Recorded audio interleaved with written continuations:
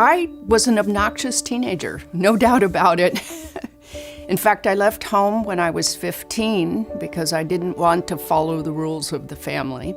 I took on many different jobs to pay the rent, and I got to try different things. And one thing I learned is that I did not want to have to make a living as a waitress or even as a taxi driver, as interesting as that was. I wanted to have more autonomy and control over my own life. And I went to school some of the time. So I studied hard, and I studied the things that I found very interesting, which at that time was mathematics. And I was admitted to Princeton. It was amazing because my GPA was very poor. But back then you could write an essay and you could make an argument for why you were worthy of this great opportunity to go to college. The world was male-dominated in engineering at the time, there's no doubt. But I came from a male-dominated family with no sisters and 4 brothers, a father who was a physicist. I felt I was as good as any of them, probably better. So I studied mechanical engineering because it had the fewest requirements, but I also enjoyed the thought that I could build things, that I could do things, that I could work on the most complicated things on the planet. Spaceships, airplanes. I fell in love with chemistry at that point, especially biochemistry, because then I realized I had finally found the world that I wanted to be an engineer of.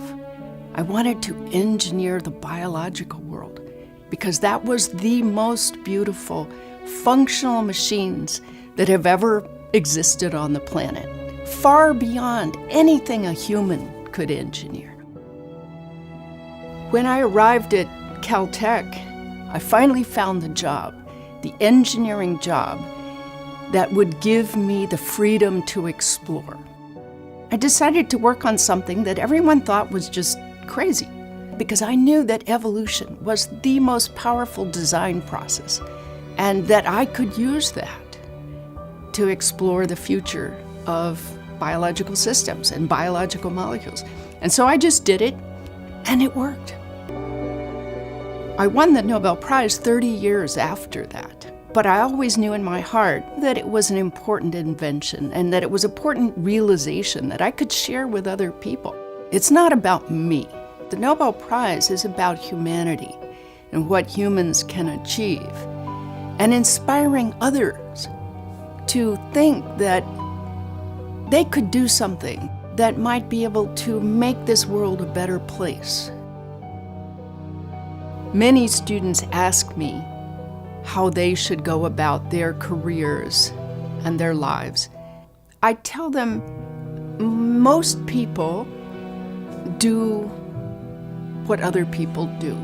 So rather than conform to what everybody else is doing and maybe make a little addition to that, you have to go outside your comfort zone in order to have the joys that exploration brings. Engineers build the world.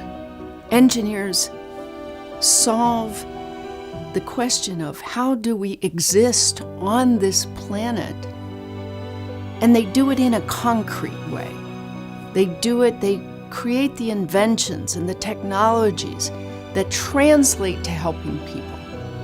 I think that anybody can be an engineer because engineering is doing, and almost anyone is good at doing when given the freedom and the tools with which to build a new solution.